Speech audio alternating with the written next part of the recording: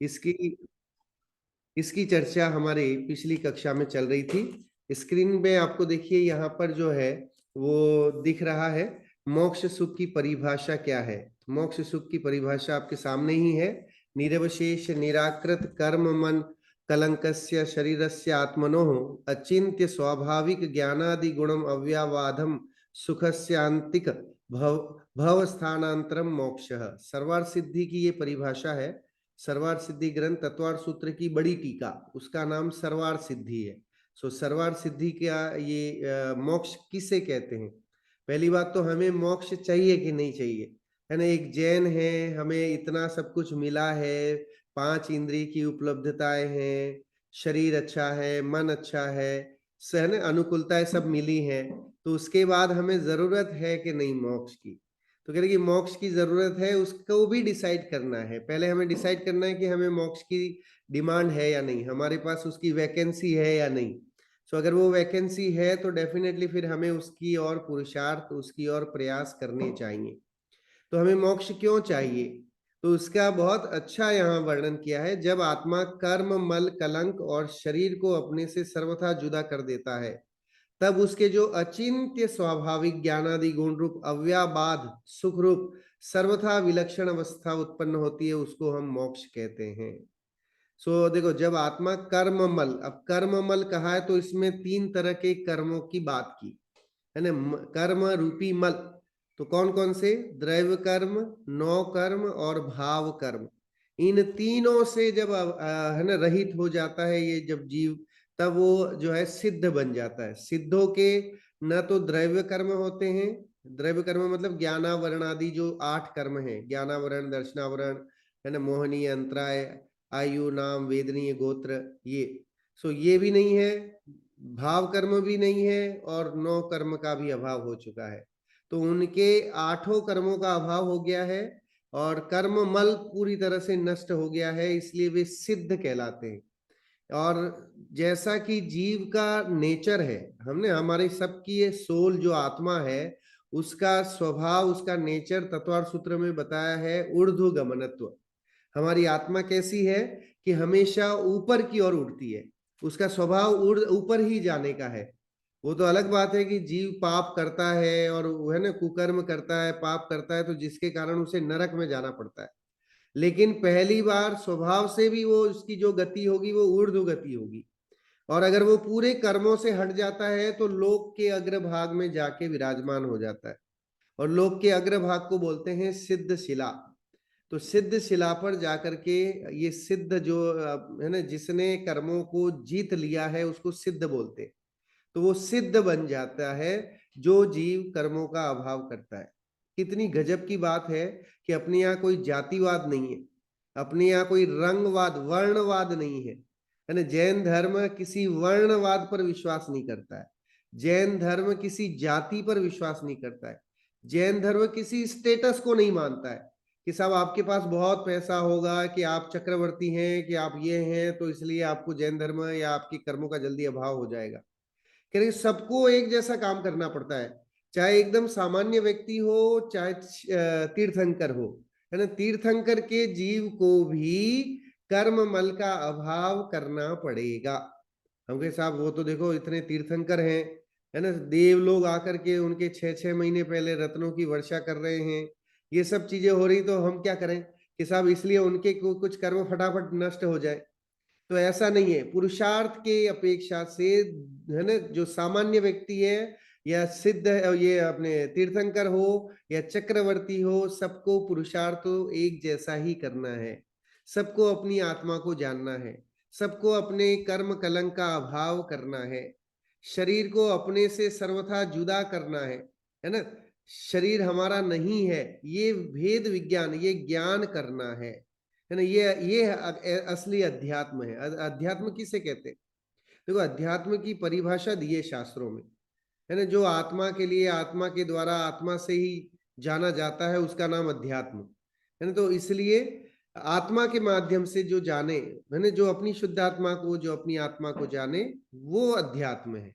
और जैन धर्म का जो अध्यात्म है, हमें अपने प्योरिटी को दिखाता है, अपनी आदर्श को लेकर के चलता है और अपनी शुद्ध आत्मा का बखान करता है। हमारे 24 तीर्थंकर जब अगर वे मोक्ष गए तो उससे पहले की उनकी अवस्था पर विचार करें, तो वो विचार करने पर हमें पता चलेगा कि वे ध्यानस्थ थे, शुक्ल ध्यान में मस्त थे, और शुक्ल ध्यान पूर्वक उन्होंने ये कर्म कलंक का ध्वंस किया, और फिर वो मुक्ति को प्राप्त हो गए, अरहंत बन गए और सिद्ध बन गए। तो इसलिए ये जानना बहुत जरूरी है कि आखिर मोक्ष हमें कहते किसे, तो सर्व कर्म विप्र मोक्षो मोक्ष, यानी सभी कर्मों का अभाव होना, उसका नाम मोक्ष है। अब यहाँ पर विषय उन्होंने शुरू किया था मोक्ष सुख और उसकी प्राप्ति का उपाय। अपन विलंब नहीं करते हुए सीधे इस विषय पर ही अपन डायरेक्ट बढ़ते हैं। यहाँ पर देखिए, यहाँ लिखा है अब जिन जीवों को दुख से छूटना है वे इच्छा दूर करने का उपाय करें। अगर आप दुख से छूटना चाहते हैं तो आप ज्यादा इच्छाएं नहीं करो, क्योंकि इच्छा निरोधो तपः, ये भी तत्वार सूत्र में एक सूत्र आया है, इच्छाओं का निरोध करना उसका नाम तप है। तब ये नहीं है कि हम कितने उपवास कर रहे हैं, कि कितना क्या करने हैं, है ना, हमने इतना छोड़ दिया। तब ये है कि हमारी इच्छाओं का क्षमन होना चाहिए। सबसे पहले इच्छाओं पर कंट्रोल होना चाहिए। जितने भी अणुव्रत हैं, जितने भी मुनिराजों के महाव्रत हैं, है ना, शिक्षा व्रत हैं, गुण व्रत हैं, ये सब जो है इच्छाओं को कंट्रोल करने का प्रयास है, कि हम अपनी अपनी भूमिका के अनुसार अपनी इच्छाओं को कंट्रोल करें। भगवत गीता तक में ये बात आई है कि इच्छा इच्छा से जो है काम की भावना बढ़ती है, काम से क्रोध उत्पन्न होता है, क्रोध से जो है मनुष्य नष्ट हो जाता है। प्रणश्यति करके लिखा है कि इंसान जो है उसकी बुद्धि और विवेक नष्ट हो जाता है इस इच्छाओं के कारण से। तो जब इच्छाएं उत्पन्न होती हैं तो उससे काम क्रोधादिक के परिणाम, उसे ऐसे भाव उत्पन्न होते हैं। इच्छाएं नहीं होंगी तो वैसे पाप के परिणाम ही नहीं होंगे। तो अब जगत में हम रियल में देख लें कि जहां इच्छाएं होती हैं वहां दुख होता है। हमें किसी चीज की इच्छा है कि साहब ये है ना, अच्छी गाड़ी मिल जाए, अच्छा बंगला मिल जाए, अच्छी जॉब मिल जाए, या कुछ और हो जाए, तो उसके पीछे जो जितने दुख दर्द हैं वो दर्द सब हमने झेलने पड़ते। तो इच्छा नहीं हो तो कोई बात नहीं है। जंगल में मुनिराज बैठे हैं तो उन्हें किसी तरह की कोई इच्छा नहीं है, तो कोई आए तो ठीक, नहीं आए तो ठीक, समता भाव धारण करते हैं और अपने आनंद में मस्त रहते हैं। हमारे पास सब सुविधाएं अनुकूलताएं होने के बाद भी हम जो है वो उन इच्छाओं को पूरा नहीं कर पाते, और इच्छाएं, एक इच्छा पूरी होती है दूसरी इच्छा शुरू हो जाती है। कितनी गजब की पुराणों में कथाएं आती हैं। भरत चक्रवर्ती, या चक्रवर्ती का आता है कि भरत चक्रवर्ती 6 खंड को जीत करके जब वह शिला पर अपना नाम लिखने के लिए जाता है, जहां चक्रवर्तियों के नाम लिखे जाते हैं, है ना, विजय होने पर वो अपनी उस पाषाण पे नाम लिखने गया कि भरत चक्रवर्ती ने 6 खंड का, है ना, शासन या 6 खंड को जीत लिया है। तो जब वो वहां पहुंचता है तो क्या देखता है कि वहां पहले से ही हजारों चक्रवर्तियों के नाम ऑलरेडी लिखे हुए हैं। उसे वहां लगा कि अब मुझे किसी एक का मिटा करके और मुझे अपना लिखना पड़ेगा। तो कह रहे आगे आने वाला कोई दूसरा है, वो मेरा नाम मिटा करके और अपना लिखेगा। तो उसे अंतर में वैराग्य की वृत्ति आई कि ये सब तो इतना करने के बाद, 6 खंड का इतना युद्ध और इतना सब करने का फल क्या है। तो ऐसे ही इच्छाओं का फल कुछ भी नहीं है। इच्छाओं का फल नरक और निगोद गति का कारण है, और इच्छा का निरोध जो है वो मुक्ति का कारण है, वो सुख का कारण है। तो वो हमारा जैन धर्म हमें बताता है कि जितना हो सके, जितना से जितने कम में काम हो सके हमें वैसा करना, है ना। ये नहीं कि हम काम जितने से हो जाए उससे भी ज्यादा उसका उपयोग करें, अनर्थ दंड करें। तो उसको संयम करने के लिए जितनी आवश्यकता है, आवश्यकता के अनुसार उसका सदुपयोग हमें भूमिका के अनुसार जितनी चीजें जरूरत है, जितने कपड़े लत्ते, है ना, जो आवश्यकताएं हमारी हैं उतना रखें। उसके बाद जो है उसका हमें परिग्रह न करें, क्योंकि परिग्रह चिंता दुख ही मानो, या फास तनक सी तन में साले। बोलते कि मुनिराजों को और जो ये एलक और शुल्लक होते हैं उनको तो एक लंगोट जो होती है, वो लंगोट भी उनके लिए दर्द स्वरूप होती है। वो चाहते हैं कि कब ये लंगोट भी छूट जाए, क्योंकि लंगोट है तो उसको सार संभाल करने में, एक धो दो दूसरी है ना पहनने में, उसमें भी जो विचार और उसमें भी परिणाम जाते हैं। इसलिए जैन धर्म में निर्ग्रंथता को महत्व दिया गया है, कि जैन ग्रंथ जो है वो निर्ग्रंथ धर्म है। जैन धर्म कैसा है? निर्ग्रंथ। ग्रंथ मतलब होता है परिग्रह, है ना। वैसे ग्रंथ मतलब शास्त्र भी होता है, लेकिन ग्रंथ शास्त्र को क्यों कहा गया है ग्रंथ, क्योंकि उसमें सभी मैटर को मिला करके एक जगह इकट्ठा कर दिया गया है। तो ऐसे ही है ना परिग्रह या है ना सग्रंथ, मतलब बहुत सारा इकट्ठा करके एक जगह रख लिया। नीर ग्रंथ, जिसमें ग्रंथ निकल गया है उसका नाम नीर ग्रंथ। तो हमारे मुनिराज जो है निर्ग्रंथ मुनिराज कहलाते हैं, है ना। अब मुनिराजों को बोलते हैं निर्ग्रंथ मुनिराज, क्यों? क्योंकि उनके कोई परिग्रह नहीं बचा, उनके कोई इच्छा नहीं बची। अब कोई इच्छा नहीं है, तो जब इच्छा नहीं है तो इच्छा नहीं है तो कोई दुख नहीं है ना। कोई आके नमस्कार करे तो कोई फर्क नहीं पड़ता है, कोई अगर सीधा निकल जाए, कन्नी काट जाए, तो भी कोई फर्क नहीं पड़ता। तो वैसी अवस्था, वैसा प्रयास जैन धर्म कराने की हमें प्रेरणा देता है। तथा इच्छा दूर तभी होती है जब मिथ्यात्व, अज्ञान, असंयम का अभाव हो और सम्यक दर्शन, ज्ञान, चारित्र की प्राप्ति हो। कह रहे कि इच्छा का अभाव कब हो, तो कह रहे इच्छा के 3 चीजें बताए। इच्छा को अभाव करने का यहाँ पर रसायन फॉर्मूला बता दिया है कि सबसे पहले मिथ्यात्व का अभाव करो, फिर अज्ञानता दूर करो और असंयम को हटाओ। तो उससे आपको क्या होगा, 3 चीजें, 3 रत्नत्रय मिल जाएंगे कि मिथ्यात्व का अभाव करोगे तो सम्यक दर्शन की प्राप्ति होगी, अज्ञानता को दूर करोगे तो सम्यक ज्ञान हो जाएगा, असंयम को हटाओगे तो सम्यक चारित्र प्रकट हो जाएगा। तो सम्यक दर्शन, सम्यक ज्ञान, सम्यक चारित्र रूप मोक्ष महल की प्राप्ति आसान है ना। देखने में, कहने में आसान भी है, और अगर देखा जाए तो पुरुषार्थ भी इसमें उतना ही लगता है ना। तो ये यहाँ पर बताया कि पहला हमें इच्छाओं का दमन करने के लिए, इच्छाओं को कंट्रोल में करने के लिए इन 3 फंडामेंटल्स मिथ्यात्व, अज्ञान और असंयम को हटाना है। अगर हम सोचें, ये 3 जो विकार है, इन्हें विकार बोला गया है, इन विकारों का अभाव हो जाए तो हमारा जीवन वर्तमान में भी सुख शांतिमय हो जाए, लौकिक जीवन भी हमारा जो है समतामय और बढ़िया हो जाए, है ना। मिथ्यात्व में से सही ज्ञान नहीं होना, उल्टा ज्ञान होना, विपरीत ज्ञान होना। अज्ञान मतलब है सम्यक ज्ञान नहीं होना, उसका नाम अज्ञान है। और चारित्र, उत्कृष्ट संयम, उत्कृष्ट व्यवहार नहीं होना, उसका नाम असंयम है। तो जैसा जैनों के श्रावक, जैन धर्म में श्रावक की एक भूमिका बताई है कि रात्रि भोजन त्याग, है ना, छान कर जल पीने की, जमी कंद नहीं खाने की, या और जितने भी जो ऐसे एक अपने सामान्य गृहस्थ या श्रावक के अनुचित जो अष्टमूल गुणों का की चर्चा है, उसका पालन, ये संयम धर्म का पालन है। फिर धीरे धीरे ज्ञान बढ़ता है ना, मिथ्या तो छटता है, तो फिर सम्यक दर्शन, ज्ञान, चारित्र की एकता से मोक्ष के मार्ग में जीव आगे बढ़ता है। ये ही तरीका है, और कोई तरीका नहीं है। सुखी होने का एकमात्र तरीका है इच्छाओं का दमन, इच्छाओं को कंट्रोल में करना, वश में करना। पंचेंद्रिय, है ना, मन वश करो, ये आता है। दयानंद राय जी ने 10 लक्षण की पूजन में लिखा है कि 5 इंद्रिय के विषयों को वश में करो, क्योंकि ये 5 इंद्रिय जो है स्पर्शन, रसना, घ्राण, चक्षु, श्रोत, इनके भोग इकट्ठे करने में यह मनुष्य अपना आधे से ज्यादा समय लगा देता है ना। आजकल, पहले तो चलो 100 साल की उम्र मानते थे, अब तो 60 में रिटायर हो जाते हैं। तो 60 ईयर जो है उसके सिर्फ उस खाने पीने की सामग्री को जोड़ने में, है ना, उसमें निकल जाता है। फिर जो बचता है तो वो जो टाइम बचा वो किसी काम का नहीं रहता है। फिर वो 10-15 साल, 20 साल जो निकल गए तो बोनस है। तो कह रहे धर्म करने का टाइम तो बिफोर 60 वाला है ना। वी हैव टू डिसाइड कि अभी हम करें, कि कब करें धर्म, है ना। कौन सी उम्र है कि जब धर्म किया जाए, कब चिंतन करें।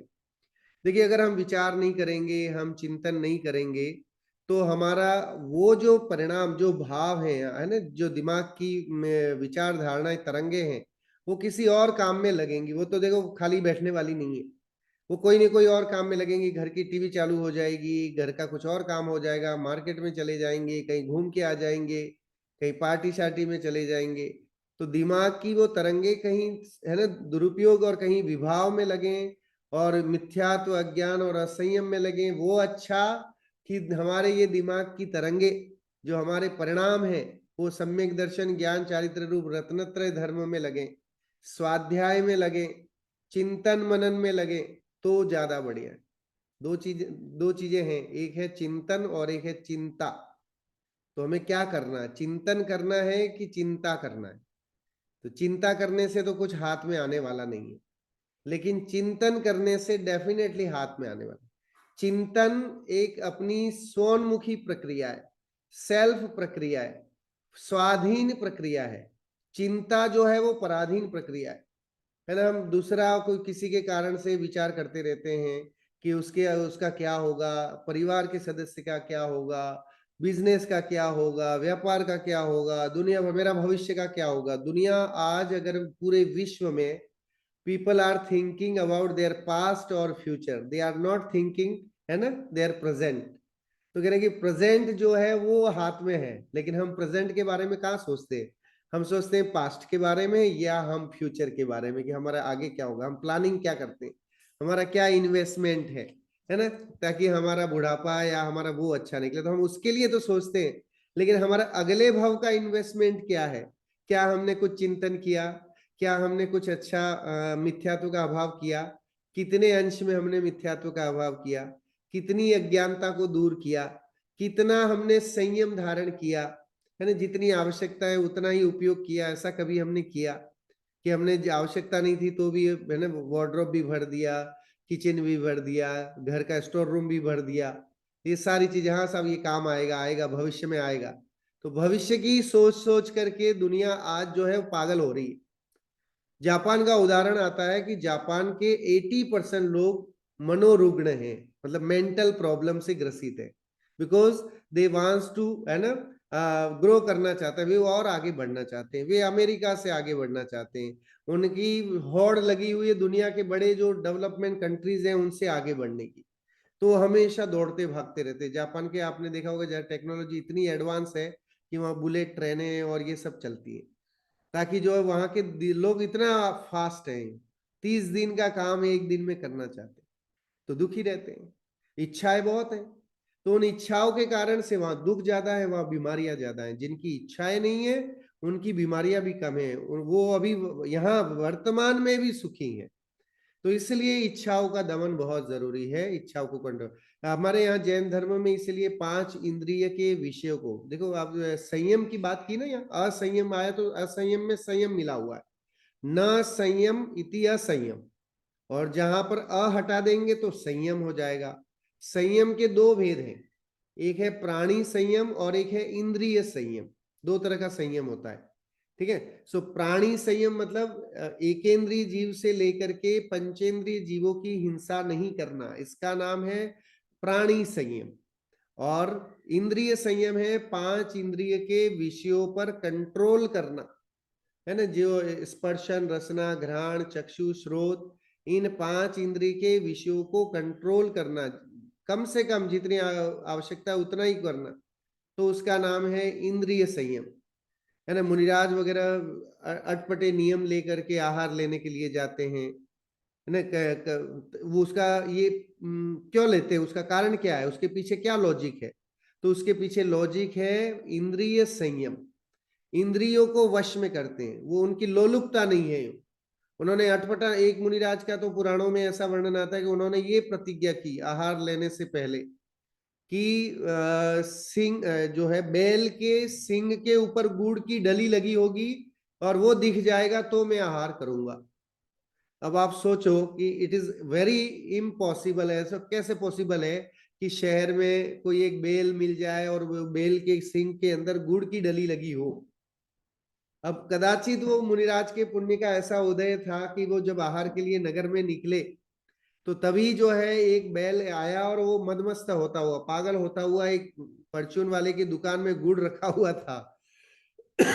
उसने वहां पर अपने सींग डाल दिए और दौड़ता हुआ निकल गया। और मुनिराज इधर से आहार के लिए निकल रहे थे और उनको दिख गया और उनकी विधि मिल गई।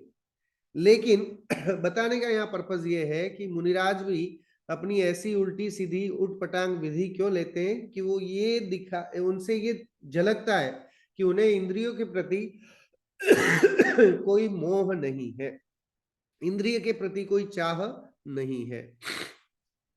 इसीलिए इसी कार्य का उद्यम करना योग्य है। ऐसा साधन करने पर जितनी जितनी इच्छा मिटे उतना उतना दुख दूर होता जाता है। कह रहे कि जितना इच्छाएं मिटेंगी उतने उतना दुख दूर होगा। और जब मोह के सर्वथा अभाव से सर्व इच्छा का अभाव हो, तब सर्व दुख मिट जाता है। देखिए गुणस्थानों का जो आता है उसमें 12वां गुणस्थान क्षीण मोह गुणस्थान कहा गया। तो क्षीण मोह गुणस्थान में ये है कि वहां पर 12वें गुणस्थान तक जा करके मोह का पूरा अभाव हो जाता है, मोहनीय कर्म का, और फिर अरहंत अवस्था प्रकट हो जाती है, सच्चा सुख प्रकट हो जाता है। तथा ज्ञानावरण, दर्शनावरण और अंतराय का अभाव हो, तब इच्छा के कारणभूत क्षायोपशमी ज्ञान दर्शन का तथा शक्तिहीन पने का भी अभाव होता है। अनंत ज्ञान दर्शन वीर्य की प्राप्ति होती है तथा कितने ही काल पश्चात अघाती कर्मों का भी अभाव हो, तब इच्छा के बाह्य कारणों का भी अभाव होता है। क्योंकि मोह चले जाने के बाद किसी भी काल में कोई इच्छा उत्पन्न करने में समर्थ नहीं थे। अब अगर मोह चला गया है तो अब कोई इच्छा बची नहीं, अब कोई इच्छा रही नहीं, तो इसलिए जो है वो दुख भी नहीं रहा। तो अब जब दुख नहीं रहा तो अरहंतों के इसलिए जो है अनंत सुख प्रकट हो गया। अरहंत जब बनते हैं तो उनके 4 तरह के चतुष्टय कहे गए हैं, अनंत ज्ञान, अनंत दर्शन, अनंत सुख और अनंत वीर्य। तो ये प्रकट हो जाते हैं। तो अनंत सुख प्रकट हो गया वहां पर। क्यों? क्योंकि अब इच्छा का क्षीण मोह गुणस्थान 12वें गुणस्थान के बाद अभाव हो गया, तो अब जो है मोह रहा ही नहीं। तो मोह के होने पर कारण थे, इसलिए कारण कहे हैं, उनका भी अभाव हो गया, तब जीव सिद्ध पद को प्राप्त हो जाता है। फिर आगे जाके कालांतर में जो अरहंत है वही तो सिद्ध बनते हैं, तो वो सिद्ध बन जाते हैं। तो सिद्ध बनने के हम सब क्यों चाहते हैं कि मुक्ति की प्राप्ति हो, है ना? शास्त्रों में हमारे द्वादशांग में मोक्ष की इतनी बात क्यों बताई गई है? मोक्ष को हम निर्वाण बोले, है ना, या बैकुंठ बोले, या है ना, क्या बोलते हैं, अपरा विद्या बोले, अलग अलग धर्मों में अलग अलग नाम उसके दिए हुए। लेकिन वो क्यों जरूरी है मोक्ष में हमें मिलना? क्योंकि मोक्ष में इच्छाओं का कोई काम नहीं है, और फिर जब इच्छाएं नहीं है तो उससे रिलेटेड जो दुख थे उन कर्मों का आश्रय वो भी नहीं है, सर्व कर्मों का अभाव हो गया है, तो अब कोई इच्छा बची नहीं। टोडरमल जी ने सिद्धों के बारे में और बाकी सब चीजों का गजब का मतलब डिस्क्रिप्शन यहाँ पर दिया है। ऐसा कहीं देखने को नहीं मिलता, अन्य शास्त्रों में बड़ा दुर्लभ होता है, लौकिक भाषा में, संस्कृत में तो मिल जाएगा, लेकिन इतनी संस्कृत कौन पढ़े। लेकिन इसको हिंदी में और लौकिक भाषा में उन्होंने इतने शास्त्रों को पढ़ करके और यहाँ पर दिया कि आखिर अरहंत और सिद्ध महासुखी क्यों हैं, है ना, उनके सुखी होने का कारण क्या है और हमारे दुखी होने का कारण क्या है, ये सारी चीजें बताइए। वहां दुख का तथा दुख के कारणों का सर्वथा अभाव होने से सदा काल, ठीक है, अब क्योंकि दुख तो बचा नहीं, तो इसलिए सदा काल अनुपम अखंडित और सर्वोत्कृष्ट आनंद सहित अनंत काल विराजमान रहते हैं, है ना। अब अरहंत सिद्ध अवस्था जो है वो कैसी है? परमानेंट वाली अवस्था है। एक बार जो सिद्ध बन गया वो वापस कभी भी संसार में लौट करके नहीं आता है, तो अनंत काल तक अब वहां सदा रहना है, सदा काल, है ना। अनुपम, अनुपम मतलब यूनिक, ऐसी अवस्था है वो। अखंडित, कोई खंड खंड नहीं होने वाली है। हमारी मनुष्य पर्याय कैसी है? तो मनुष्य पर्याय के लिए विशेषण दिया शास्त्रों में क्षणभंगुर, है ना। कैसी है कि पानी केरा बुलबुला अस मानस की जात, और देखत ही छिप जाएगा जो तारा प्रभात। ये मनुष्य की ये जो देह है वो कैसी है? पानी के बुलबुले के समान है, कि है ना, चंद क्षण है जो बचते हैं, वो आता है ना भजन, चंद क्षण जीवन के तेरे रह गए और तो विषयों में सारे बह गए, चंद क्षण जीवन के तेरे रह गए। तो हमारा तो जो पर्याय हमें मिली है वो हम बचपन में युवा, अभी युवा हैं, आगे प्रौढ़ होंगे, प्रौढ़ होकर के वृद्ध होंगे, और फिर कहीं ना कहीं हमें जाना है, अगले भव की तैयारी करनी ही पड़ेगी, ये हमारी मजबूरी है, क्योंकि कोई भी यहाँ पर स्थिर नहीं है। ये जो लोक है, यूनिवर्स है, उसे मर्त्य लोक बोलते हैं, है ना। इसको क्या बोलते हैं? मर्त्य लोक। मर्त्य लोक मतलब इस यूनिवर्स में जन्म लेने वाला निश्चित ही मरेगा, जिसने जन्म लिया है उसको मरना निश्चित है है ना। तो ये जान ले जो, तो वो निर्भय हो जाए, ये ज्ञान हो जाए जिसको कि मैंने जन्म लिया है तो एक न एक दिन मरना है, ये अगर जिसको प्रतिभास हो जाए, वो किसी के साथ बुरा कर ही नहीं सकता। वो ही सच्चा जैन है जो ये जान ले, है ना, कि मुझे एक न एक दिन मरना है, और मैंने मरना सबको एक दिन, अपनी अपनी बार। इतना सा जिसको ज्ञान हो जाए, उसको जैन धर्म के बड़े बड़े ग्रंथ पढ़ने की जरूरत नहीं है। इतना ही जानना है कि मरना सबको एक दिन, अपनी अपनी बार, की सबको मरना है। क्योंकि यहाँ स्थायित्व कुछ नहीं है, स्थायित्व जो है वो सिर्फ सिद्ध अवस्था में ही है। उसीलिए उस गति का नाम, उस अवस्था का नाम अनुपम, अखंडित, सर्वोत्कृष्ट आनंद सहित अनंत काल विराजमान रहते हैं। वही यहाँ पर फिर बतलाते हैं। समय हमारे पास एकदम लिमिटेड है, फिर भी ये पैराग्राफ पढ़ लेता हूँ, फिर आगे नेक्स्ट क्लास में इसको कंटिन्यू करेंगे। ज्ञानावरण दर्शनों बहुत ही मजेदार विषय है, इसको अगर हम पढ़ें तो आनंद आ जाए हमें, कि हमारे अरहंत और सिद्ध क्यों सुखी हैं। ये हमें, हम कोई पूछे कि आखिर जैन धर्म में कौन सुपीरियर है, तो आप कह सको कि हमारे अरहंत और सिद्ध परमात्मा सुपीरियर है।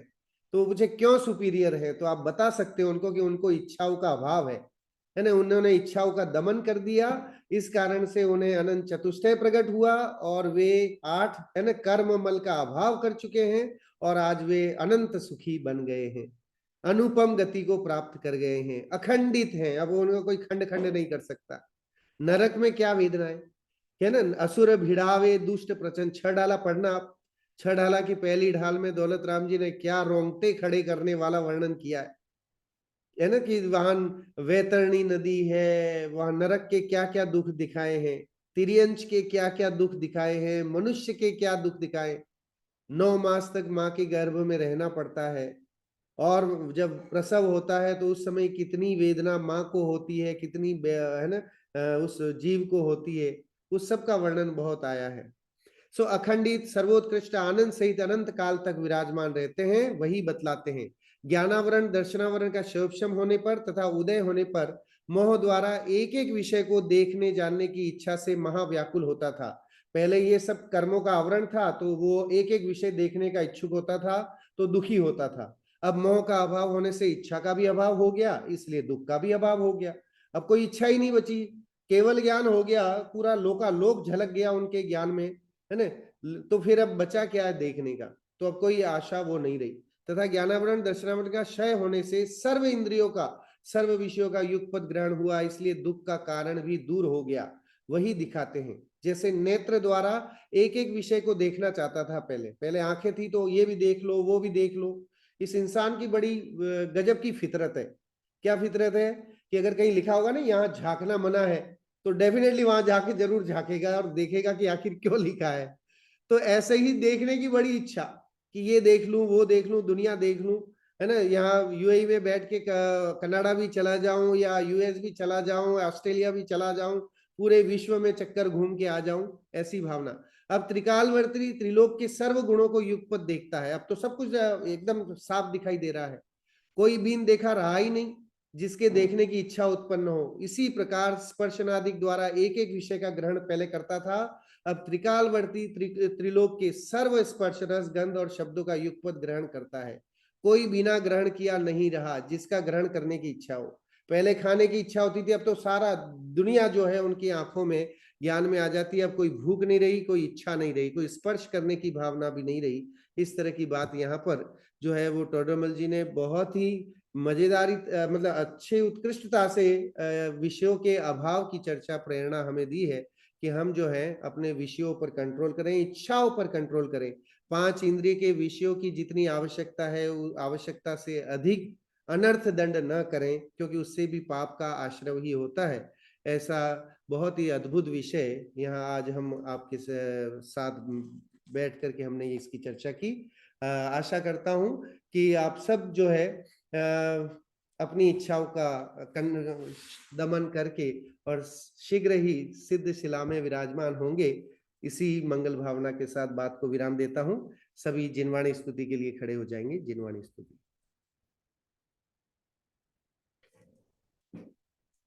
मिथ्यात्म नाश वेको ज्ञान के प्रकाश वेको आपा पर भास वेको भानु सी बखानी है। छहो द्रव्य जान वेको बंध विधिवान वेको स्वपर पिछान वेको परम प्रमानी है अनुभवता वेको जीव के जताए वेको काहू न सताए वेको भव्य उर आनी है जहाँ तहाँ तार वेको पार के उतार वेको सुख विस्तार वेको यही जिन वाणी है हे जिनवाणी भारती तो ही जपो दिन रैन जो तेरी शरणा गए सो पावे सुख चैन जिनवाणी के ज्ञान ते सूझे लोकालोक सो वाणी मस्तक नमो सदा देत हूँ धो। सभी 9 बार नमोकार मंत्र का जाप करेंगे। 9 बार नमोकार मंत्र।